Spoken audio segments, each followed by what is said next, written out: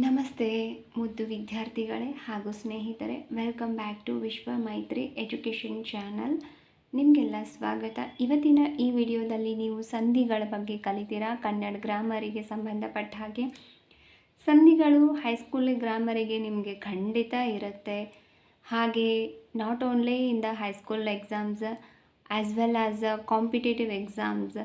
If you have any theme or any aim government ನೌಕರಿ, okay, government ನೌಕರಿ ಬಗ್ಗೆ ನಿಮ್ಗೆ ಏನಾರು ಆಸೆ ಇದ್ದರೆ ನೋಟ್ ಮಾಡಿಟ್ಕೊಳ್ಳಿ. Definitely these notes will be give lot of help in your future life for your competitive exam. Okay, so ಹೌದು, ಬೇಕಾಗತ್ತೆ ನಿಮಗೆ ಕಾಂಪಿಟೇಟಿವ್ ಎಕ್ಸಾಮ್ಸ್ಗೆ ವೆರಿ ಇಂಪಾರ್ಟೆಂಟ್ ಆದಂಥದ್ದು ಸಂಧಿಗಳು. ಸಪ್ರೇಟಾಗಿ ಗ್ರಾಮರ್ ನಾನು ಮಾಡ್ತಾ ಇದ್ದೀನಿ. ಇದಾದಮೇಲೆ ಸಮಾಸಗಳ ಬಗ್ಗೆ ಮಾಡ್ತಾನೆ. ಓಕೆ, ಸೊ ಅಲಂಕಾರಗಳ ಬಗ್ಗೆನೂ ನೋಡೋಣ. ನೋಡಿ ಆತ್ಮೀಯ ಸ್ನೇಹಿತರೆ, ಸಂಧಿಗಳು ಬಹಳ ಇಂಪಾರ್ಟೆಂಟು. ನಿಮಗೆ ಅರ್ಥ ಆಗೋ ಹಾಗೆ ಯಾವುದೇ ಪದ ಕೊಟ್ಟರು ನಾವು ಹೇಗೆ ಕನ್ಫ್ಯೂಸ್ ಮಾಡಿಕೊಳ್ಳದೆ ಬರಿಬೇಕು, ಯಾವ ಸಂಧಿ ಆಗುತ್ತೆ, ಯಾವ ಪದ ಅನ್ನೋದನ್ನು ಹೇಗೆ ಫೈಂಡ್ ಔಟ್ ಮಾಡಬೇಕು ಅಂತ ತುಂಬ ಸುಲಭವಾಗಿ ನಾನಿಲ್ಲಿ ಕಲಿಸ್ತಾ ಇದ್ದೇನೆ ನಿಮಗೆ. ಸೊ ಯಾರಾದರೂ ನಮ್ಮ ಚಾನಲ್ನ ಹೊಸಬ್ರು ನೋಡ್ತಾ ಇದ್ದರೆ ದಯವಿಟ್ಟು ವಿಡಿಯೋನ ಪರಿಪೂರ್ಣವಾಗಿ ನೋಡಿ. ಮಧ್ಯದಲ್ಲೇ ನೀವು ಸ್ಕಿಪ್ ಮಾಡಿದ್ರೆ ನಿಮಗೆ ಮಾಹಿತಿ ಪರಿಪೂರ್ಣವಾಗಿ ಸಿಗಲ್ಲ ಅಂತ ಹೇಳ್ತಾ, ಯಾರು ಹೊಸಬ್ರು ನೋಡ್ತಿದ್ದೀರೋ ನಮ್ಮ ಚಾನಲ್ನ ದಯವಿಟ್ಟು ಸಬ್ಸ್ಕ್ರೈಬ್ ಮಾಡ್ಕೊಳ್ಳಿ. ಹಾಗೆ ಆಲ್ ಅನ್ನೋ ನೋಟಿಫಿಕೇಷನ್ ಸೆಲೆಕ್ಟ್ ಮಾಡ್ಕೊಳ್ಳಿ. ಬಿಕಾಸ್ ದ್ಯಾಟ್ ನಾವು ಪ್ರತಿದಿನ ಅಪ್ಲೋಡ್ ಮಾಡೋ ಎಲ್ಲ ವಿಡಿಯೋನೂ ನಿಮಗೆ ಒಂದು ಮಿಸ್ ಆಗಲ್ಲ. ಇಂಪಾರ್ಟೆಂಟ್ ಮಾಹಿತಿ ಇರುವಂಥದ್ದು ಖಂಡಿತ ನಾವು ಅಪ್ಲೋಡ್ ಮಾಡಿದ ತಕ್ಷಣ ನಿಮಗೆ ನೋಟಿಫಿಕೇಷನ್ ಬರುತ್ತೆ. ಹಾಗಾಗಿ ಸಬ್ಸ್ಕ್ರೈಬ್ ಮಾಡಿಕೊಂಡು ಆಲ್ ಅನ್ನೋ ನೋಟಿಫಿಕೇಷನ್ ಸೆಲೆಕ್ಟ್ ಮಾಡ್ಕೊಳ್ಳಿ. ದಯವಿಟ್ಟು ವಿಡಿಯೋಗೆ ಒಂದು ಲೈಕ್ ಮಾಡಿ. ಈ ವಿಡಿಯೋನ ನೋಡೋದಾದಮೇಲೆ ನಿಮಗೆ ವಿಡಿಯೋ ಇಷ್ಟ ಆಗಿದ್ರೆ ನಿಮ್ಮ ಫ್ರೆಂಡ್ಸ್ಗೂ ರಿಲೇಟಿವ್ಸ್ಗೂ ಶೇರ್ ಮಾಡಿ ಅಂತ ಹೇಳ್ತಾ ಬನ್ನಿ ಪ್ರಾರಂಭ ಮಾಡೋಣ.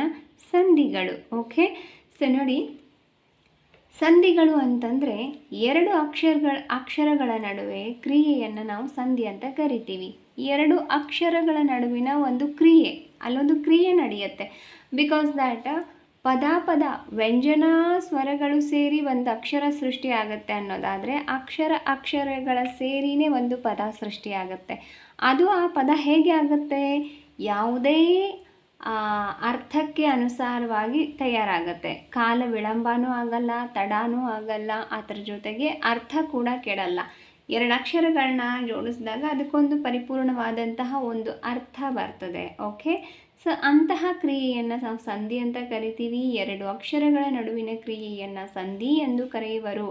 ಅದು ಕಾಲ ವಿಳಂಬವಿಲ್ಲದೆ ಅರ್ಥಕ್ಕೆ ಅನುಸಾರವಾಗಿ ಎರಡು ಅಕ್ಷರಗಳು ಸೇರುವಾಗ ಅಕ್ಷರ ಒಂದರ ಬದಲಿಗೆ ಮತ್ತೊಂದು ಬರಬಹುದು, ಅಥವಾ ಲೋಪವಾಗಬಹುದು, ಅಥವಾ ಹೊಸದಾಗಿ ಕೂಡ ಬರಬಹುದು. ಓಕೆ, ಸೊ ನೋಡಿ, ಅಕ್ಷರಗಳು ಸೇರಿ ಪದ ಆಗಬೇಕು ಅಂದರೆ ಅಲ್ಲೊಂದು ಕ್ರಿಯೆ ನಡೆಯುತ್ತೆ ಅಲ್ವಾ. ಸೊ ಆ ಕ್ರಿಯೆ ನಡೆಯುವಾಗ ಒಂದು ಅಕ್ಷರ ಹೊಸದಾಗಿ ಆದರೂ ಬರ್ಬೋದು, ಅಥವಾ ಒಂದು ಅಕ್ಷರ ಲೋಪ ಆಗ್ಬೋದು, ಅಥವಾ ಒಂದರ ಬದಲಾಗಿ ಮತ್ತೊಂದು ಅಕ್ಷರ ಕೂಡ ಬರಬಹುದು. ಇದನ್ನು ನಾವು ಸಂಧಿ ಕಾರ್ಯ ಅಂತ ಕರಿತೀವಿ. ಸಂಧಿ ಕಾರ್ಯ ಒಂದು ವೇಳೆ ನಡೀದೆ ಹೋದರೆ ಅದನ್ನು ನಾವು ಪ್ರಕೃತಿ ಭಾವ ಅಂತ ಕರಿತೀವಿ. Very important. ಸಪೋಸ್ ಸಂಧಿ ಕಾರ್ಯ ನಡೀದೆ ಹೋದರೆ ಅದನ್ನು ಪ್ರಕೃತಿ ಭಾವ ಅಂತ ನಾವು ಕರಿತೀವಿ. ಸಂಧಿಗಳಲ್ಲಿ ಎರಡು ವಿಧಗಳಿದೆ ಸ್ನೇಹಿತರೆ. ಓಕೆ, ಕನ್ನಡ ಸಂಧಿಗಳಲ್ಲಿ ನಾವು ಎರಡು ವಿಧಗಳನ್ನ ಮಾಡ್ತೀವಿ.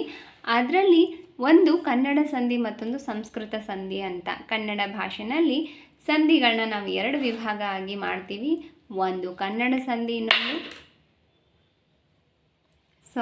ಫಾರ್ ದ ಡಿಸ್ಟರ್ಬೆನ್ಸ್, ಒಂದು ಕನ್ನಡ ಸಂಧಿ, ಒಂದು ಸಂಸ್ಕೃತ ಸಂಧಿ. ಓಕೆ, ಈ ಸಂಧಿಗಳಲ್ಲಿ ನೋಡಿ ಎರಡು ವಿಧ ಆದರೆ ನಿಮಗೆ ಅದನ್ನು ತುಂಬ ಸುಲಭವಾಗಿ ಹೇಗೆ ಕಂಡು ಹಿಡಿಬೇಕು, ಸಂಸ್ಕೃತ ಸಂಧಿ ಯಾವುದು, ವ್ಯಂಜನ ಸಂಧಿ ಯಾವುದು, ಸ್ವರ ಸಂಧಿ ಯಾವುದು, ಕನ್ನಡ ಸಂಧಿಗಳು ಯಾವುದು ಅನ್ನೋದನ್ನು ನಾನು ನಿಮಗೆ ವೆರಿ ಸುಲಭವಾಗಿ ಹೇಳ್ತಾನೆ.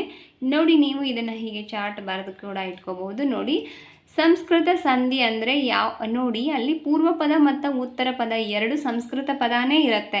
ಅದರಲ್ಲಿ ಒಂದು ಸಂಸ್ಕೃತ ಒಂದು ಕನ್ನಡ ಇದ್ದರೂ ಅದು ಕನ್ನಡ ಸಂಧಿ ಆಗುತ್ತೆ. ಮುದ್ದು ಮಕ್ಕಳೇ ಅಥವಾ ಸ್ನೇಹಿತರೆ ಯಾರು ನೋಡ್ತಿದ್ದೀರೋ ಅವ್ರಿಗೆ. ಓಕೆ, ನೋಡಿ, ಕನ್ನಡ ಸಂಧಿಗಳಲ್ಲಿ ಪೂರ್ವ ಪದ ಮತ್ತು ಉತ್ತರ ಪದ ಎರಡು ಕನ್ನಡ ಪದಗಳಾದರೂ ಇರಬಹುದು ಎರಡು ಕಡೆನೂ, ಅಥವಾ ಒಂದು ಕಡೆ ಕನ್ನಡ ಪದ ಇದ್ದು ಒಂದು ಕಡೆ ಸಂಸ್ಕೃತ ಪದ ಇದ್ದರೂ ಕೂಡ ಅದನ್ನು ನಾವು ಕನ್ನಡ ಸಂಧಿ ಅಂತಲೇ ಗುರುತಿಸಬೇಕು. ಇನ್ನು ಸಂಸ್ಕೃತ ಸಂಧಿಗೆ ಬಂದರೆ, ಸಂಸ್ಕೃತ ಸಂಧಿ ಅಂತ ಅನ್ಬೇಕಾದ್ರೆ ನಾವು ಅದನ್ನು ಪೂರ್ವ ಪದ ಮತ್ತು ಉತ್ತರ ಪದ ಎರಡು ಸಂಸ್ಕೃತ ಸಂಧಿಗಳೇ ಇರ್ತದೆ. ಈ ಪೂರ್ವ ಪದ ಅಂದ್ರೇನು, ಉತ್ತರ ಪದ ಅಂದ್ರೇನು ಅಂತ ನೋಡೋಣ. ಈಗ ಹೋಗ್ತಾ ಹೋಗ್ತಾ ಪದಗಳನ್ನ ಬಿಡಿಸಿ ನಾನು ನಿಮಗೆ ಎಕ್ಸಾಂಪಲ್ಸ್ ಜೊತೆಗೆ ವಿವರಣೆ ಕೊಡ್ತೀನಲ್ಲ, ಆವಾಗ ನಿಮಗೆ ಪೂರ್ವ ಪದ ಉತ್ತರ ಪದ ಖಂಡಿತ ಅರ್ಥ ಆಗುತ್ತೆ. ಇದನ್ನು ವೆರಿ ಇಂಪಾರ್ಟೆಂಟಾಗಿ ನೆನ್ಪಿಟ್ಕೊಳ್ಳಿ. ಓಕೆ, ಸೊ ನೆಕ್ಸ್ಟ್ ನೋಡಿ ಏನಿದೆ ಇಲ್ಲಿ. ನೆಕ್ಸ್ಟು ಸ್ವರ ಸಂಧಿ. ಓಕೆ, ಕನ್ನಡ ಸಂಧಿಗಳಲ್ಲೇ ಮತ್ತೆ ಎರಡು ಸಂಧಿಗಳನ್ನ ಭಾಗ ಮಾಡ್ತೀವಿ ನಾವು. ಫಸ್ಟ್ ತಗೊಂಡಿದ್ದು ಸಂಧಿಗಳಲ್ಲಿ ಎರಡು ವಿಧ, ಒಂದು ಕನ್ನಡ ಸಂಧಿ, ಇನ್ನೊಂದು ಸಂಸ್ಕೃತ ಸಂಧಿ. ಈಗ ಒಂದೊಂದನ್ನಾಗಿ ನೋಡ್ಕೋತ ಹೋಗೋಣ. ಓಕೆ ಸ್ನೇಹಿತರೆ, ಫಸ್ಟ್ನೇದು ಕನ್ನಡ ಸಂಧಿ ಅಲ್ವಾ. ಕನ್ನಡ ಸಂಧಿನಲ್ಲಿ ಮತ್ತೆ ನಾವು ಎರಡು ಭಾಗ ಮಾಡ್ತೀವಿ, ಒಂದು ಸ್ವರ ಸಂಧಿ, ಇನ್ನೊಂದು ವ್ಯಂಜನ ಸಂಧಿ ಅಂತ. ಗೊತ್ತಲ್ವಾ ನಿಮಗೆ? ಸ್ವರಗಳು, ವ್ಯಂಜನಗಳು, ಯೋಗವಾಹಕಗಳು ಅಲ್ವಾ, ಅನುನಾಸಿಕಗಳು ಗೊತ್ತಿದೆ ಅಂತ ನಾನು ಅನ್ಕೋತೀನಿ. ಓಕೆ, ಇಲ್ಲಿ ನೋಡಿ, ಕನ್ನಡ ಸಂಧಿನಲ್ಲಿ ಸ್ವರ ಸಂಧಿ, ವ್ಯಂಜನ ಸಂಧಿ, ಅದನ್ನು ಹೇಗೆ ಕಂಡುಹಿಡಿಬೇಕು ಅಂದರೆ ನೋಡಿ, ಸ್ವರ ಸಂಧಿನಲ್ಲಿ ಪೂರ್ವ ಪದ ಮತ್ತು ಉತ್ತರ ಪದ ಎರಡು ಏನಿರ್ತದೆ, ಸ್ವರನೇ ಇರ್ತದೆ, ಸ್ವರಾಕ್ಷರಗಳೇ ಇರುತ್ತೆ. ಸ್ವರ ಗೊತ್ತಲ್ವಾ, ಆ ಇ ಉ ಅಲ್ವಾ.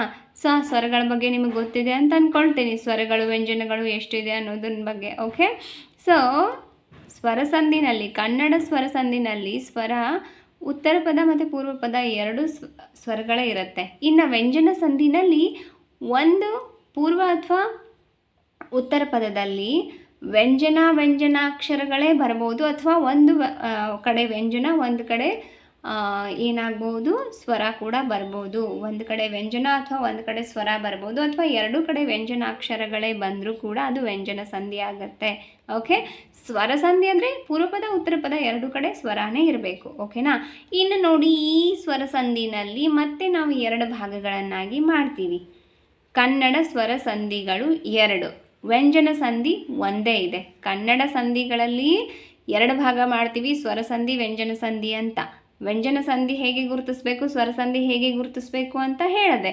ಈಗ ಈ ಸ್ವರ ಸಂಧಿಗಳಲ್ಲಿ ಕನ್ನಡದಲ್ಲಿ ಎಷ್ಟು ಸ್ವರ ಸಂಧಿಗಳಿದೆ, ಎಷ್ಟು ವ್ಯಂಜನ ಸಂಧಿಗಳಿದೆ ಹಾಗಾದರೆ ಕೇಳಬಹುದು ನಿಮಗೆ ಪರೀಕ್ಷೆನಲ್ಲಿ. ಇವಾಗ ಒಂದು 4 ಸಂಧಿಗಳ ಹೆಸರು ಕೊಡ್ತಾರೆ. ಈಗ ಜಸ್ತ್ರ ಸಂಧಿ, ಎನ್ ಸಂಧಿ, ಸವರ್ಣ ದೀರ್ಘ ಸಂಧಿ, ಲೋಪ ಸಂಧಿ ಅಂತ. ಇದರಲ್ಲಿ ಕನ್ನಡ ಸಂಧಿ ಯಾವುದು ಗುರುತಿಸಿ ಅಂತ ಕೇಳಬಹುದು ಆಪ್ಷನ್ ಕಾಂಪಿಟೇಟಿವ್ ಎಕ್ಸಾಮ್ದಲ್ಲಾದರೆ. ಓಕೆ, ಸೊ ನಿಮಗೆ ಹೈಸ್ಕೂಲಲ್ಲಿ ಯಾವ ಥರ ಕೇಳ್ಬೋದು, ನಿಮಗೂ ಕೂಡ ಹೀಗೆ ಕೇಳ್ಬೋದು, ಅದಕ್ಕೋಸ್ಕರ ಹೇಳ್ತಿದ್ದೀನಿ. ಓಕೆ, ಸೊ ಈ ಥರ ಕೇಳ್ತಿರ್ತಾರೆ. ಹಾಗಾಗಿ ನೋಡಿ, ಕನ್ನಡದಲ್ಲಿ ಸ್ವರ ಸಂಧಿಗಳು ಎರಡದಾವು. ಯಾವುದಂತಂದರೆ ಒಂದು ಲೋಪ ಸಂಧಿ, ಒಂದು ಆಗಮ ಸಂಧಿ. ಲೋಪ ಸಂಧಿ ಮತ್ತು ಆಗಮ ಸಂಧಿ ಇದು ಕನ್ನಡದ ಸ್ವರ ಸಂಧಿಗಳು. ವ್ಯಂಜನ ಸಂಧಿ ಒಂದೇ ಇರೋದು ಕನ್ನಡದಲ್ಲಿ, ಅದು ಆದೇಶ ಸಂಧಿ. ಓಕೆ, ವ್ಯಂಜನ ಸಂಧಿ ಒಂದೇ ಒಂದಿರೋದು, ಅದು ಆದೇಶ ಸಂಧಿ ಕನ್ನಡದಲ್ಲಿ. ಸೊ ಗೊತ್ತಿರಲಿ ನಿಮಗೆ, ಕನ್ನಡ ಸಂಧಿಗಳಿರೋದು ಇದೇ 3, ಮಿಕ್ಕಿದೆಲ್ಲ ವ್ಯಂಜನ ಸಂಧಿ, ಸಂಸ್ಕೃತ ಸಂಧಿಗಳಾಗುತ್ತದು. ಓಕೆ, ಮಿಕ್ಕಿದೆಲ್ಲ ಸಂಸ್ಕೃತ ಸಂಧಿಗಳಾಗತ್ತೆ. ಕನ್ನಡದಲ್ಲಿ ಲೋಪ ಸಂಧಿ, ಆಗಮ ಸಂಧಿ, ಆದೇಶ ಸಂಧಿ ಅಂತ 3 ಸಂಧಿಗಳು ಬರುತ್ತೆ. ಇದರಲ್ಲಿ ಆದೇಶ ಸಂಧಿ ಮಾತ್ರ ವ್ಯಂಜನ ಸಂಧಿ, ಲೋಪ ಮತ್ತು ಆಗಮ ಸಂಧಿಗಳು ಇವುಗಳು ಕನ್ನಡದ ಸ್ವರ ಸಂಧಿಗಳು. ಗೊತ್ತಿರಲಿ ಮುದ್ದು ಮಕ್ಕಳೇ, ಸ್ನೇಹಿತರೆ. ಓಕೆ, ಸೊ ಇವಾಗ ಇವುಗಳನ್ನ ನಾವು ಒಂದೊಂದಾಗಿ ಸ್ಟಡಿ ಮಾಡೋಣ. ಲೋಪ ಸಂಧಿ, ಆಗಮ ಸಂಧಿ ಮತ್ತು ಆದೇಶ ಸಂಧಿಗಳನ್ನ ಸ್ಟಡಿ ಮಾಡೋಣ ವಿತ್ ಎಕ್ಸಾಂಪಲ್ಸ್ ಜೊತೆ. ಓಕೆ ನೋಡ್ರಿ, ಇಲ್ಲಿ ಕನ್ನಡ ಸ್ವರ ಸಂಧಿಗಳು, ಒಂದು ಲೋಪ ಸಂಧಿ ಮತ್ತು ಎರಡನೇದು ಆಗಮ ಸಂಧಿ. ಇಲ್ಲಿ ಪದಗಳನ್ನು ಕೂಡಿಸಿ ಬರೆದಾಗ ಒಂದು ಅಕ್ಷರ ಲೋಪ ಆಗುತ್ತೆ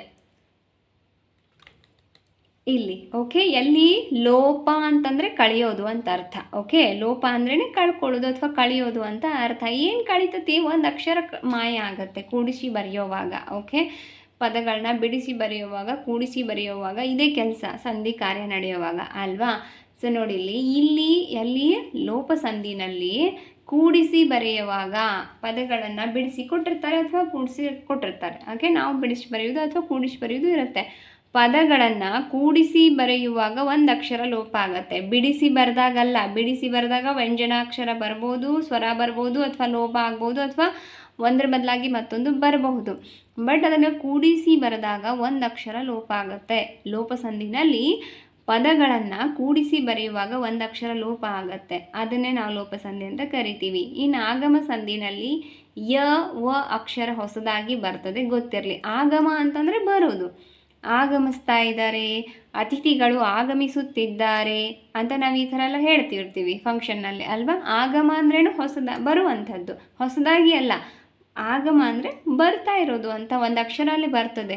ಅದು ಯಾವುದು ಯ ಅಥವಾ ವ ಎರಡರಲ್ಲಿ ಯಾವುದಾದ್ರೂ ಒಂದು ಹೊಸದಾಗಿ ಬರ್ತದೆ. ಓಕೆ,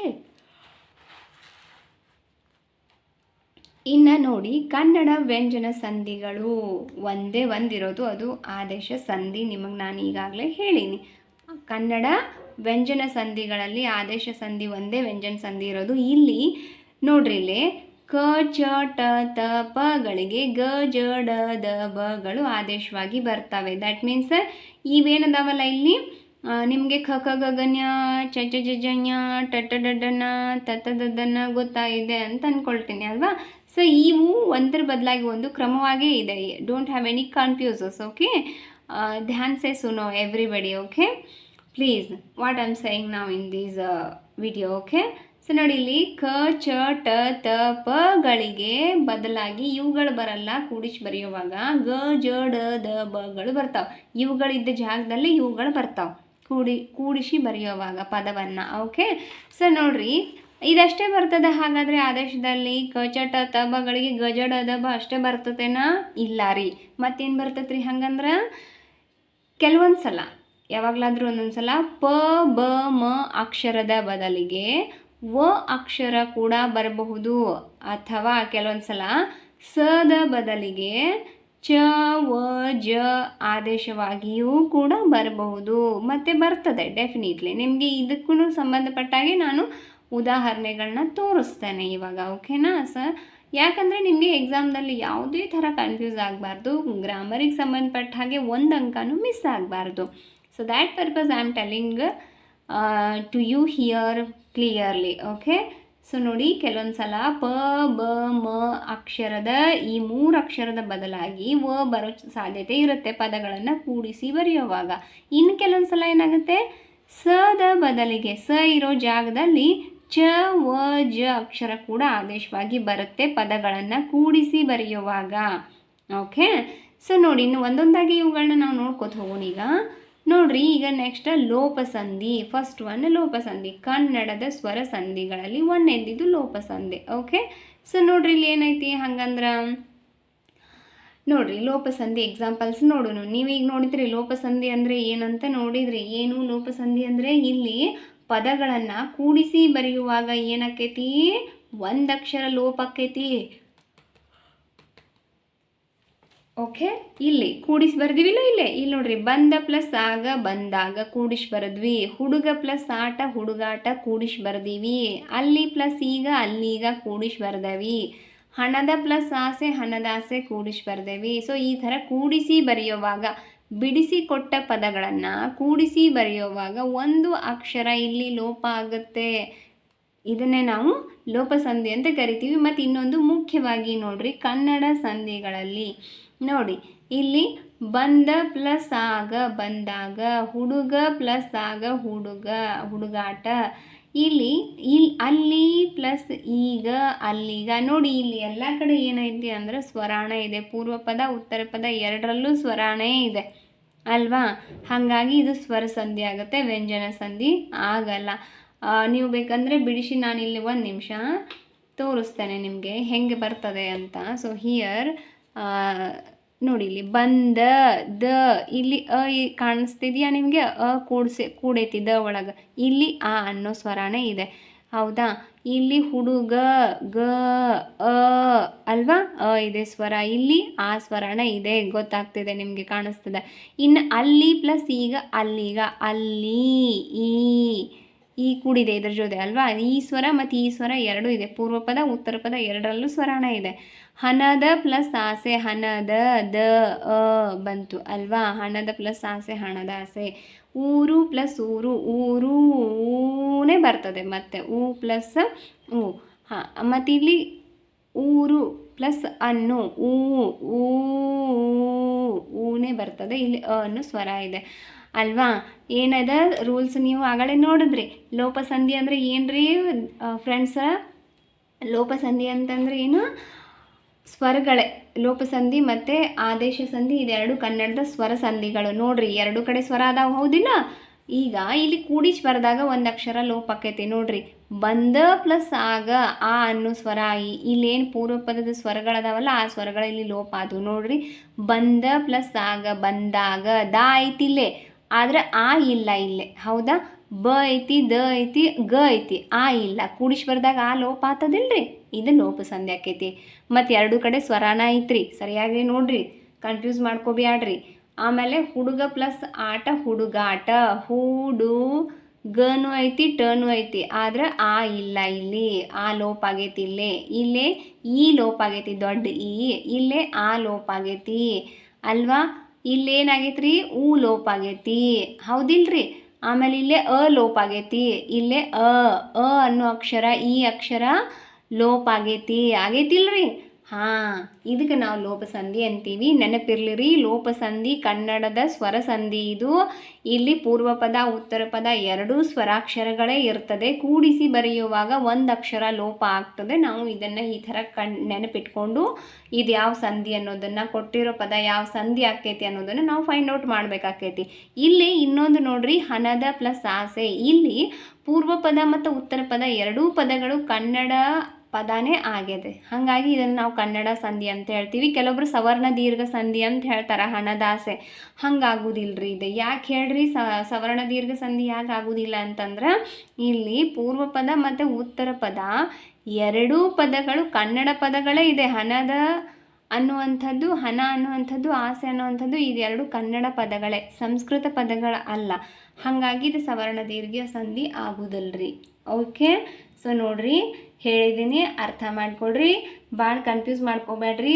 ವಿಡಿಯೋನ ಪದೇ ಪದೇ ನೋಡ್ರಿ, ನಿಮ್ಗೆ ಖಂಡಿತ ಅರ್ಥ ಆಕ್ಕೈತಿ. ಓಕೆ ಈಗ ನೆಕ್ಸ್ಟ್ ಲೋಪಸಂಧಿ ನೋಡಿದ್ರಿ, ನಿಮಗೆ ಕನ್ಫ್ಯೂಸ್ ಆಗಲಿಲ್ಲ. ನಾನಿನ್ನೂ ಉದಾಹರಣೆ ಕೊಡ್ತೀನಿ, ಬೇಕಂದ್ರೆ ನಿಮ್ಗೆ 1 ನಿಮಿಷ ಬರೆದು ಬಿಡ್ತೇನೆ. ಓಕೆ ನೋಡ್ರಿ, ಇಲ್ಲಿ ಇನ್ನೂ ಒಂದಿಷ್ಟು ಉದಾಹರಣೆಗಳನ್ನ ಇಲ್ಲಿ ತಗೊಂಡೇನಿ. ಇದೆಲ್ಲ ಉದಾಹರಣೆಗಳು ಒಂದಿಷ್ಟು ಎಲ್ಲದಾವ ಹೇಳ್ರಿ, ಹೈಸ್ಕೂಲ್ ಟೆಕ್ಸ್ಟ್ ಬುಕ್ ಒಳಗೆ ಅದಾವ್ರಿ. ನಾ ಅದನ್ನ ತೊಗೊಂಡೆ ನೋಟ್ಸ್ ಮಾಡೇನ್ರಿ ನಿಮ್ಗೆ ಇಲ್ಲಿ. ಓಕೆ, ಹೈಸ್ಕೂಲ 6, 7, 8, 9, 10ನೇ ಹೈಸ್ಕೂಲ್ ಬುಕ್ನ್ಯಾಗ ಸಂಧಿ, ಸಮಾಸ, ಕರ್ತೃ, ಕರ್ಮಣಿ, ಕ್ರಿಯಾಪದಗಳು, ಆಮೇಲೆ ನಾಮಪದಗಳು ಎಲ್ಲ ಅದಾವ್ರಿ. ಅದ್ರಾಗಿಂದ ನಾನು ನೋಟ್ಸ್ ಮಾಡಿ ಹೆಚ್ಚಿನ ಪದಗಳನ್ನ ತೊಗೊಂಡು ನಿಮಗೆ ತಿಳಿಸಿ ಹೇಳಾಕತ್ತೇನ್ರಿ. ಓಕೆ ನೋಡ್ರಿ, ಇಲ್ಲಿ ಏನೈತ್ರಿ, ದೇವರು ಪ್ಲಸ್ ಇಂದ ದೇವರಿಂದ. ಇದು ಲೋಪಸಂಧಿಗೆ ಉದಾಹರಣೆ ಹೇಳಾಕತ್ತೇನ್ರಿ ನಾನು. ನೋಡ್ರಿ, ಇಲ್ಲಿ ದೇವರು ರು ಊ ಅನ್ನೋ ಸ್ವರ ಐತಿ, ಹೌದ್ರಾ. ಇಲ್ಲೇ ಈ ಅನ್ನೋ ಸ್ವರ ಐತಿ. ಪೂರ್ವ ಪದ ಉತ್ತರ ಪದ ಸ್ವರನ ಐತ್ರ್ಯಾ.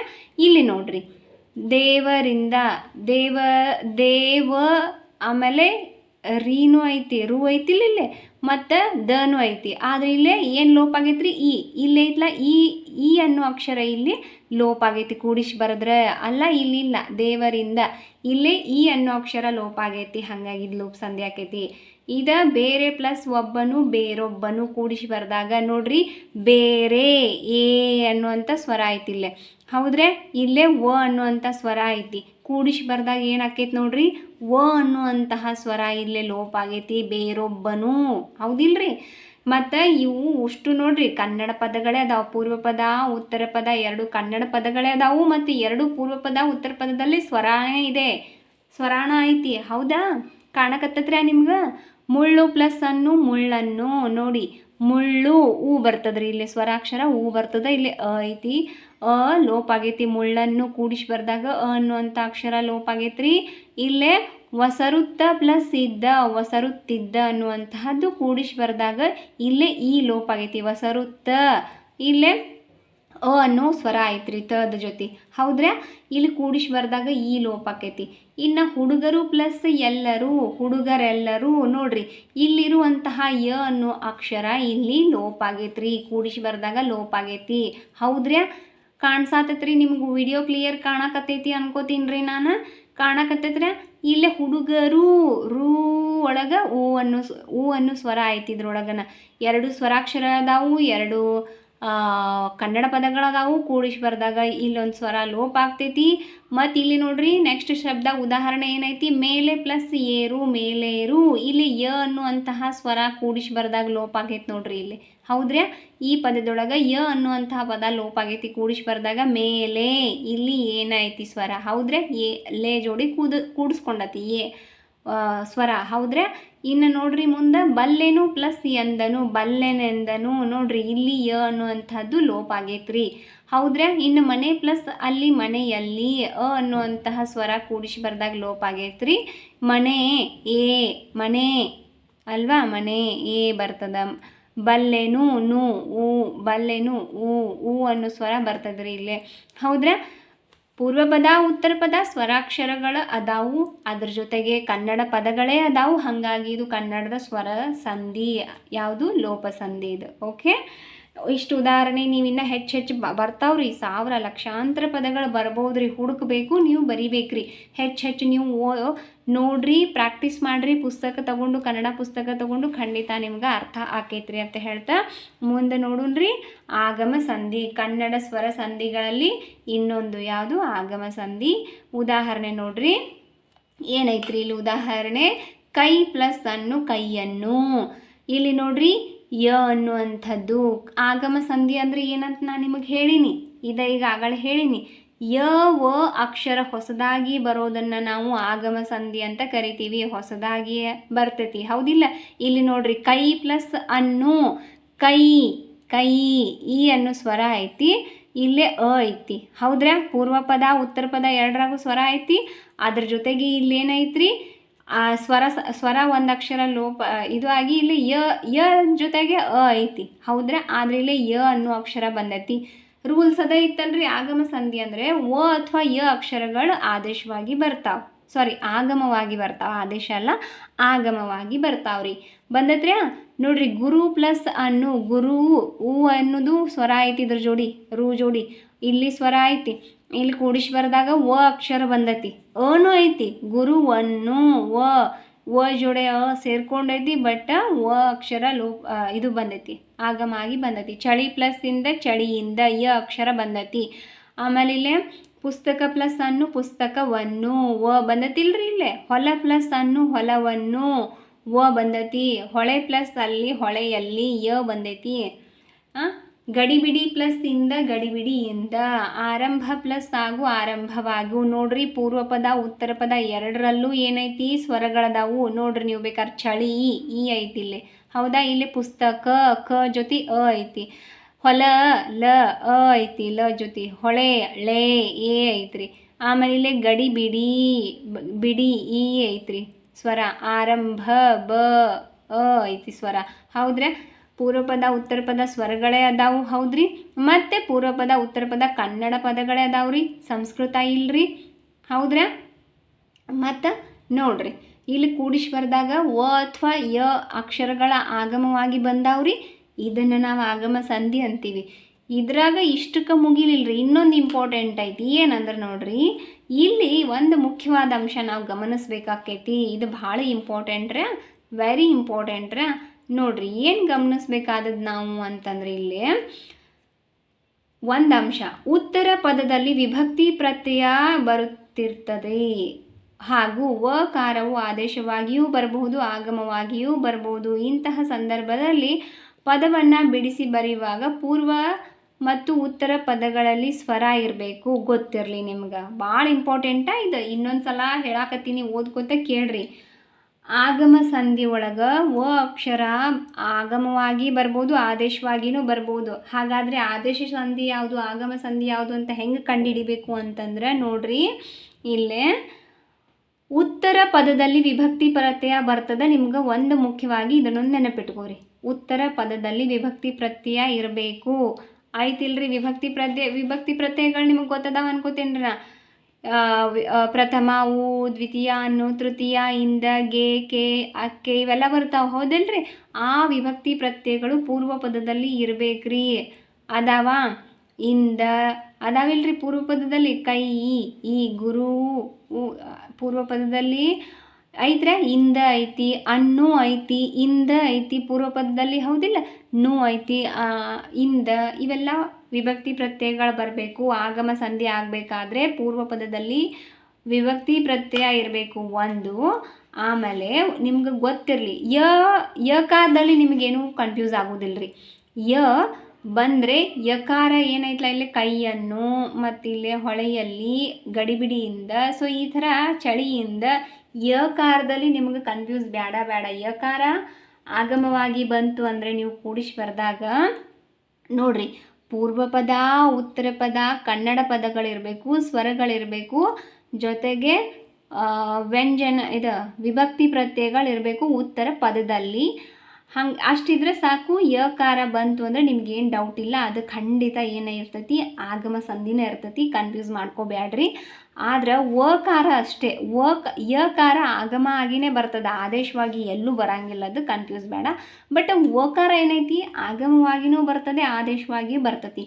ಇದೊಂದನ್ನು ನಾವು ಹೆಂಗೆ ಕಂಡುಹಿಡಿಬೇಕು ಹಂಗಂದ್ರೆ, ಇದು ಆಗಮಕ್ಕೆ ಉದಾಹರಣೆ ಆಗುತ್ತೋ ಅಥವಾ ಆದೇಶ ಸಂಧಿಗೆ ಉದಾಹರಣೆ ಆಕತ್ತೋ ಅನ್ನೋದನ್ನು ವಕಾರ ಹೆಂಗೆ ತಿಳ್ಕೊಬೇಕು ಅಂದ್ರೆ ನೋಡ್ರಿ, ವಕಾರ ಆದೇಶವಾಗಿ ಅಥವಾ ಆಗಮವಾಗಿ ಬಂದದ ಅಂತ ನಾವು ಹೆಂಗೆ ಕಂಡುಹಿಡಿಬೇಕಂದ್ರೆ ನೋಡ್ರಿ, ಅಂತಹ ಸಂದರ್ಭದಲ್ಲಿ ಪದವನ್ನು ಬಿಡಿಸಿ ಬರೆದಾಗ, ಇಲ್ಲಿ ಬರ್ದಿವಿಲ್ರಿ ಬಿಡಿಸಿ ಬರೆದಾಗ ಪೂರ್ವ ಮತ್ತು ಉತ್ತರ ಪದಗಳಲ್ಲಿ ಸ್ವರ ಇದ್ದು ಐತ್ರಿ, ಬಿಡಿಸಿ ಬರ್ದೀವಿ. ಆರಂಭ ಪ್ಲಸ್ ಆಗು, ಎರಡು ಕಡೆ ಪೂರ್ವ ಮತ್ತು ಉತ್ತರ ಪದ ಎರಡು ಕಡೆ ಸ್ವರ ಐತಿ, ಹೌದ್ರೆ? ಹಿಂಗೆ ಪೂರ್ವ ಮತ್ತು ಉತ್ತರ ಪದ ಎರಡೂ ಸ್ವರಾನೇ ಇದ್ದು ನೋಡ್ರಿ, ಎರಡು ಸ್ವರ ಇದ್ದು ಅದನ್ನು ಆಗಮ ಸಂಧಿಗೆ ಸೇರಿಸ್ಬೇಕು. ಪೂರ್ವ ಪದ ಉತ್ತರ ಪದ ಬಿಡಿಸಿ ಬರೆದಾಗ ಎರಡೂ ಕಡೆ ಸ್ವರಾನೇ ಇದ್ದರೆ ಅದನ್ನು ನಾವು ಆಗಮ ಸಂಧಿಗೆ ಸೇರಿಸ್ಬೇಕು. ಮತ್ತು ಪೂರ್ವ ಅಥವಾ ಉತ್ತರ ಪದಗಳಲ್ಲಿ ಎಲ್ಲಿಯಾದರೂ ವ್ಯಂಜನ ಇದ್ದರೆ ಅದನ್ನು ಆದೇಶ ಸಂಧಿಗೆ ನಾವು ಸೇರಿಸ್ಬೇಕು. ಅರ್ಥ ಆಯ್ತ್ರಿ? ಕನ್ಫ್ಯೂಸ್ ಬೇಡ. ಪೂರ್ವ ಅಥವಾ ಉತ್ತರ ಪದಗಳಲ್ಲಿ ಎಲ್ಲಾದರೂ ಒಂದು ಕಡೆ ವ್ಯಂಜನ ಅಕ್ಷರ ಇದ್ದರೂ ನಾವು ಅದನ್ನು ಆದೇಶ ಸಂಧಿಗೆ ಸೇರಿಸ್ಬೇಕಾಕೈತ್ರಿ. ನಿಮಗೆ ಇಲ್ಲಿ ಕನ್ಫ್ಯೂಸ್ ಮಾಡ್ಕೋಬೇಡ್ರಿ, ಕನ್ಫ್ಯೂಸ್ ಮಾಡ್ಕೋಬೇಡ್ರಿ. ಇಲ್ಲಿ ನೋಡ್ರಿ, ವಕಾರ ಆದೇಶವಾಗಿ ಬರ್ಬೋದು, ಆಗಮವಾಗಿ ಬರ್ಬೋದು. ಹೆಂಗಂದ್ರೆ ವೆರಿ ಸಿಂಪಲ್. ಯಕಾರದೊಳಗೆ ನಿಮಗೆ ಕನ್ಫ್ಯೂಸ್ ಆಗಲ್ಲ. ಕನ್ನಡ ಪದ ಪೂರ್ವ ಮತ್ತು ಉತ್ತರ ಪದ ಕನ್ನಡ ಪದಗಳೇ ಇರುತ್ತೆ ಮತ್ತು ಸ್ವರಗಳೇ ಇರುತ್ತೆ. ಪೂರ್ವ ಪದದಲ್ಲೂ ಉತ್ತರ ಪದದಲ್ಲೂ ಸ್ವರಗಳೇ ಇದ್ದರೆ ಅದನ್ನು ನೀವು ವನಾದರೂ ಬರಲಿ ಯನಾದರೂ ಬರಲಿ ಆಗಮ ಸಂಧಿಗೆನ ಸೇರಿಸ್ರಿ. ತಿಳಿತಾ? ಒಂದು ವೇಳೆ ಇದೇನು ನೋಡ್ರಿ, ಇಲ್ಲಿ ಎರಡೂ ಕಡೆ ಸ್ವರಗಳದಾವ, ಹೌದಾ? ಪೂರ್ವ ಮತ್ತು ಉತ್ತರ ಪದದಲ್ಲಿ ಇದು ಎರಡರಲ್ಲಿ ಎಲ್ಲಾದರೂ ಒಂದು ಕಡೆ, ಈ ಕಡೆರಾಗಲಿ ಪೂರ್ವ ಪದ ಅಥವಾ ಉತ್ತರ ಪದದಲ್ಲಿ ಎಲ್ಲಾದರೂ ಒಂದು ಕಡೆ ಸ್ವರ ವ್ಯಂಜನಾಕ್ಷರ ಇದ್ದರೂ ನೋಡ್ರಿ, ಇಲ್ಲಿ ಎರಡೂ ಕಡೆ ಸ್ವರನ ಅದಾವ, ಎಲ್ಲಾದರೂ ಒಂದು ಕಡೆ ವ್ಯಂಜನಾಕ್ಷರ ಇದ್ದು ವಕಾರ ಬಂತು ಅಂದರೆ ಕೂಡಿಸಿ ಬರೆದಾಗ ಒಂದು ಕಡೆ ಸ್ವರ ಒಂದು ಕಡೆ ವ್ಯಂಜನ ಇದ್ದು ಕೂಡಿಸಿ ಬರೆದಾಗ ವಕಾರ ಬಂದರೆ ಅದನ್ನು ನೀವು ಎದಕ್ಕೆ ಸೇರಿಸ್ಬೇಕು ಹೇಳ್ರಿ? ಆದೇಶ ಸಂಧಿಗೆ ಸೇರಿಸ್ಬೇಕು. ಇಷ್ಟ ನೋಡ್ರಿ, ಮತ್ತೇನಿಲ್ಲ, ಕನ್ಫ್ಯೂಸ್ ಮಾಡ್ಕೋಬೇಡ್ರಿ.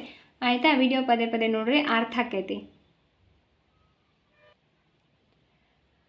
ಇನ್ನು ನೋಡ್ರಿ, ಆದೇಶ ಸಂಧಿ ಒಂದು ಬರ್ತೈತಿ. ಆದೇಶ ಸಂಧಿ ಇದು ಕನ್ನಡ ವ್ಯಂಜನ ಸಂಧಿ, ಇದು ಒಂದೇ ಇರೋದು ವ್ಯಂಜನ ಸಂಧಿ. ಇಲ್ಲಿ ಕ ಚ ಟ ತ ಪಗಳಿಗೆ ಗ ಜ ಡ ದ ಬಗಳು ಆದೇಶವಾಗಿ ಬರ್ತಾವ್ರಿ. ಆದರೆ ವೆರಿ ಇಂಪಾರ್ಟೆಂಟ್, ನೆನಪಿಟ್ಕೋರಿ. ಆದ್ರೆ ಉತ್ತರ ಪದದಲ್ಲಿ ಕ ಚ ಟ ತ ಪಗಳಿಗೆ ಗ ಜ ಡ ದ ಬಗಳು ಬಂದರೆ ಅದು ಆದೇಶ ಸಂಧಿ. ಆದರೆ ಪೂರ್ವ ಪದದಲ್ಲಿ ಏನಾದರೂ ಕ ಚ ಟ ತ ಪಗಳಿಗೆ ಗ ಜ ಡ ದ ಬಗಳು ಆದೇಶವಾಗಿ ಬಂದರೆ ಅದು ಜಸ್ತ್ವ ಸಂಧಿ ಉದಾಹರಣೆ ಆಕೈತಿ. ವೆರಿ ಇಂಪಾರ್ಟೆಂಟ ಇದು, ಕನ್ಫ್ಯೂಸ್ ಮಾಡ್ಕೋಬೇಡ್ರಿ.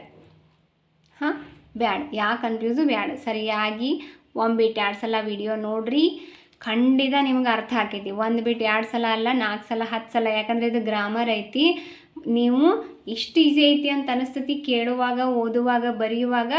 ಎಕ್ಸಾಮ್ ಟೈಮ್ನಾಗ ಐ ಥಿಂಕ್ ಇಫ್ ಯು ನಿಜವಾಗ್ಲೂ ಆಗಬಹುದು, may be may not be. Okay, so may be confuse ಆಗೋ ಚಾನ್ಸಸ್ ಇರುತ್ತೆ. ಅದಕ್ಕೆ ನೋಡ್ರಿ, ಆದೇಶ ಸಂಧಿ ಅಂತಂದರೆ ನಿಮಗೆ ಡೌಟ್ ಇಲ್ಲ, ನಾನು ಹೇಳೀನಿ. ಕ ಚ ಟ ತ ಪಗಳಿಗೆ ಗ ಜ ಡ ದ ಬಗಳು ಆದೇಶವಾಗಿ ಬರ್ತಾವೆ. ಆದರೆ ಉತ್ತರ ಪದದಲ್ಲಿ ಬರ್ತಾವೆ ಹಂಗೆ. ಓಕೆ, ಈಗ ನೀವು ನೋಡಿರಿ ಉತ್ತರ ಪದ ಯಾವುದು ಪೂರ್ವ ಪದ ಯಾವುದು ಅಂತ ಗೊತ್ತೈತಿ. ಉತ್ತರ ಪದದಲ್ಲಿ ಕ ಚ ಟ ತ ಪಗಳಿಗೆ ಗ ಜ ಡ ದ ಬಗಳು ಬಂದರೆ ಅದನ್ನು ನಾವು ಆದೇಶ ಸಂಧಿ ಅಂತ ಹೇಳಬೇಕು. ಅದೇ ಒಂದು ವೇಳೆ ಪೂರ್ವ ಪದದಲ್ಲಿ ಏನಾದರೂ ಕ ಚ ಟ ತ ಪಗಳಿಗೆ ಗಜ ಡ ದ ಬಗಳು ಪೂರ್ವ ಪದದಲ್ಲಿ ಬಂದರೆ ಆದೇಶವಾಗಿ ಅದನ್ನು ಜಸ್ತ್ವ ಸಂಧಿಗೆ ಸೇರಿಸ್ಬೇಕಾಕೈತ್ರಿ ಸ್ನೇಹಿತರೆ. ಅದನ್ನು ಆದೇಶ ಸಂಧಿಗೆ ಸೇರಿಸಬಾರ್ದು, ಜಸ್ತ್ವ ಸಂಧಿಗೆ ಸೇರಿಸ್ಬೇಕಾಕೈತಿ. ಉದಾಹರಣೆ ನೋಡ್ರಿ, ಇಲ್ಲೇ ಒಂದಿಷ್ಟು ಎಕ್ಸಾಂಪಲ್ಸ್ ನಾನು ನಿಮಗೆ ಇಲ್ಲಿ ಕೊಟ್ಟಿನಿ ನೋಡ್ರಿ. ಹುಲ್ಲು ಪ್ಲಸ್ ಗಾವಲು, ಹುಲ್ಲುಗಾವಲು, ಹುಲ್ಲು ಊ ಇದೆ ಕಾವಲು. ನೋಡ್ರಿ, ಒಂದು ಸ್ವರ ಒಂದು ವ್ಯಂಜನ ಐತಿ, ಹೌದಾ? ಇಲ್ಲೇ ಹುಲ್ಲು ಊ ಅನ್ನೋ ಸ್ವರ ಐತಿ, ಇಲ್ಲೇ ಕಾ ಅನ್ನೋ ವ್ಯಂಜನ ಐತಿ. ಮೈ ಈ ಮೈ ಅಲ್ವಾ, ಈ ಸ್ವರ ಐತಿ, ಇಲ್ಲೇ ತ ಅನ್ನುವಂತಹ ವ್ಯಂಜನ ಐತಿ. ಬೆನ್ ನ ಸ್ವರ ಐತಿ, ನ ಅಲ್ವಾ, ಇಲ್ಲೇ ಪ, ಹೌದಾ? ಬೆನ್ ಪತ್ತು. ಇಲ್ಲಿ ಕೆನೆ ನೇ ಏ ಬರ್ತದೆ ಸ್ವರ, ಇಲ್ಲಿ ಪಾಲ್ ಐತಿ, ಹೌದ್ರ? ಇಲ್ಲೇ ಕೂಡು ಪ್ಲಸ್ ಕೋಲು, ಕುಡುಗೋಲು, ಕೂಡು ಸ್ವರ ಐತಿ. ಇಲ್ಲೇ ಬೆಟ್ಟದ ಪ್ಲಸ್ ತಾವರೆ, ಬೆಟ್ಟದಾವರೆ, ಬೆಟ್ಟದ ಸ್ವರ ಐತಿ, ಇಲ್ಲೇ ತಾ ಐತಿ ವ್ಯಂಜನ. ಕಣ್ಣು ಪ್ಲಸ್ ಪನಿ. ನೀವು ಬಿಡಿಸ್ರಿ, ಹಿಂಗೆ ಬಿಡಿಸಿ ನೋಡ್ರಿ ಗೊತ್ತಾಗುತ್ತೆ. ನಾನು ಮೊದಲೇ ಹೇಳೇನಿ ನಿಮ್ಗೆ, ವ್ಯಂಜನ ಸಂಧಿ ಒಳಗೆ ಎರಡೂ ಕಡೆ ವ್ಯಂಜನಾಕ್ಷರನಾದರೂ ಬರ್ಬೋದು. ಪೂರ್ವ ಪದ ಅಥವಾ ಉತ್ತರ ಪದ ಎರಡರಲ್ಲೂ ವ್ಯಂಜನಾಕ್ಷರ ಕೂಡ ಬರ್ಬೋದು, ಅಥವಾ ಒಂದು ಕಡೆ ಸ್ವರ ಬಂದು ಒಂದು ಕಡೆ ವ್ಯಂಜನಾಕ್ಷರ ಬಂದರೂ ಕೂಡ ಅದನ್ನು ನಾವು ಆದೇಶ ಸಂಧಿ ಅಂತ ಹೇಳಬೇಕಾಕೈತಿ. ಇದು ಇದ್ರದ್ದು ರೂಲ್ಸ್, ಹೌದ್ರಾ? ಬಟ್ ಇಲ್ಲಿ ನೋಡ್ರಿ, ಕೂಡಿಸಿ ಬರೆದಾಗ ಮೈ ಪ್ಲಸ್ ತೊಳೆ ಮೈದೊಳೆ, ಬೆನ್ನ ಪ್ಲಸ್ ಪತ್ತು ಬೆಂಬತ್ತು, ಕೆನೆ ಪ್ಲಸ್ ಪಾಲ್ ಕೆನೆವಾಲ್. ಆದೇಶ ಸಂಧಿ ಬಂದವ್ರೆ ಇಲ್ಲೇ ನೋಡ್ರಿ, ಕ ಚ ಟ ತ. ಇಲ್ಲಿ ನೋಡ್ರಿ, ಕಾ ಬದಲಾಗಿ ಗಾ ಬಂದತಿ ಕೂಡಿಸಿ ಬರ್ದಾಗ, ಹೌದ್ರಾ? ತ ಬದಲಾಗಿ ದ ಬಂದತ್ರಿ. ಕ ಚ ಟ ತ ಪಗಳಿಗೆ ಗ ಜ ಡ ದ ಬಗಳ ಆದೇಶವಾಗಿ ಬರ್ತಾವಂತ ಹೇಳಿದ್ವಿ. ಇಲ್ಲಿ ನೋಡ್ರಿ, ಪ ಬದಲಾಗಿ ಬ ಬಂದತಿ, ಹೌದ್ರಾ? ಇಲ್ಲೇ ಪ ಬದಲಾಗಿ ವಾ ಬಂದತಿ. ಇಲ್ಲೇ ಕ ಬದಲಾಗಿ ಏನು ಬಂದತಿ, ಗ ಬಂದತಿ, ಹೌದ್ರಾ? ಇಲ್ಲೇ ತ ಬದಲಾಗಿ ದಾ ಬಂದತ್ರಿ, ಹೌದ್ರಾ? ಇಲ್ಲಿ ಪ ಬದಲಾಗಿ ಬ ಬಂದತ್ರಿ, ಹೌದ್ರಾ? ಕನ್ಫ್ಯೂಸ್ ಮಾಡ್ಕೋಬೇಡ್ರಿ, ಬರಾದೈತಿ ಇಲ್ರಿ, ಬಂದತಿ ಇಲ್ಲಿ ನೋಡ್ರಿ ಇಲ್ಲಿ, ಹೌದ್ರಾ? ಇಲ್ಲೇ ಸ್ವರ ಪ್ಲಸ್ ಇಂಚರ, ಇಲ್ಲಿ ನೋಡ್ರಿ ಇನ್ ಪ್ಲಸ್ ಸ್ವರ ಇಂಚರ ಅಲ್ಲ. ಸೊ ಇಲ್ಲಿ ನೋಡ್ರಿ, ಹೌದಿಲ್ಲ? ಇಲ್ಲಿ ವ ಬದಲಾಗಿ ಚ ಬಂದತಿ, ಹೌದ್ರಾ? ವ ಐತ್ರೆ ಒತ್ತಕ್ಷರ, ಇಲ್ಲೇ ಚ ಬಂದತಿ ಬದಲಾಗಿ. ಆಮೇಲೆ ಸೊಡರ್, ತನ್ ಪ್ಲಸ್ ಸೊಡರ್ ತಂಜೊಡರ್ ಅಲ್ವಾ? ಇಲ್ಲಿ ಸ ಬದಲಾಗಿ ಜ ಬಂದತಿ, ಹೌದ್ರಾ? ಬಂದತ್ರ್ಯಾ? ಸೊ ಇದನ್ನು ನಾವೇನಂತೀವಿ ರೀ, ಆದೇಶ ಸಂಧಿ ಅಂತ ಹೇಳ್ತೀವಿ. ಆಯ್ತು ರೀ? ಅದಕ್ಕೆ ಇದು ಕನ್ಫ್ಯೂಸ್ ಮಾಡ್ಕೋಬೇಡ್ರಿ, ಭಾಳ ಈಸಿ ಐತ್ರಿ. ನೀವು ಏನಿಲ್ಲರಿ, ಪದೇ ಪದೇ ಪ್ರಾಕ್ಟೀಸ್ ಮಾಡ್ಬೇಕು ಅಷ್ಟೇ ನೋಡ್ರಿ, ಮತ್ತೇನೂ ಇಲ್ಲರಿ.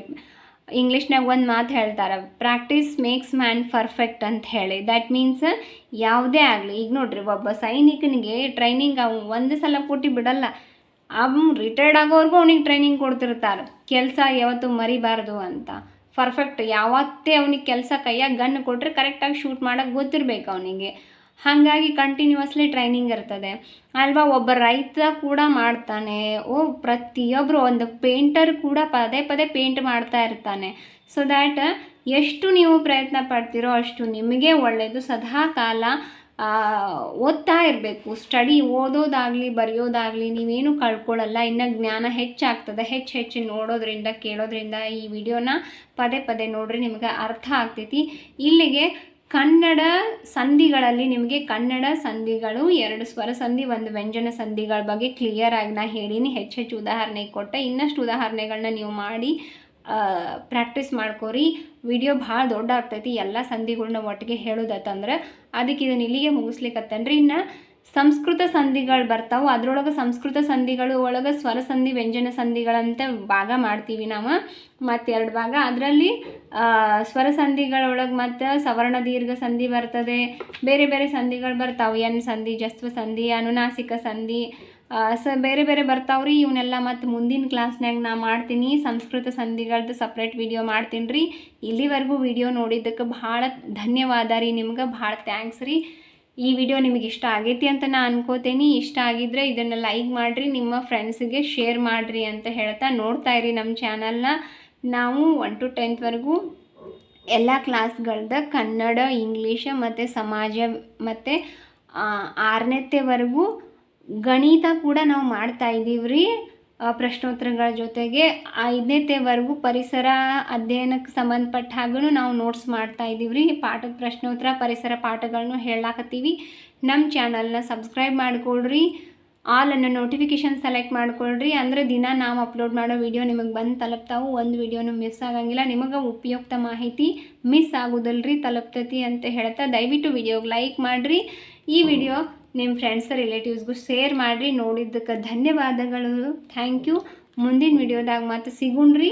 ಅಲ್ಲಿವರೆಗೂ ನಮಸ್ಕಾರ ರೀ. ಥ್ಯಾಂಕ್ ಯು ಸೋ ಮಚ್ ರೀ. ಇಲ್ಲಿ ತನಕ ನೋಡಿದ್ದಕ್ಕೆ ಧನ್ಯವಾದ ರೀ.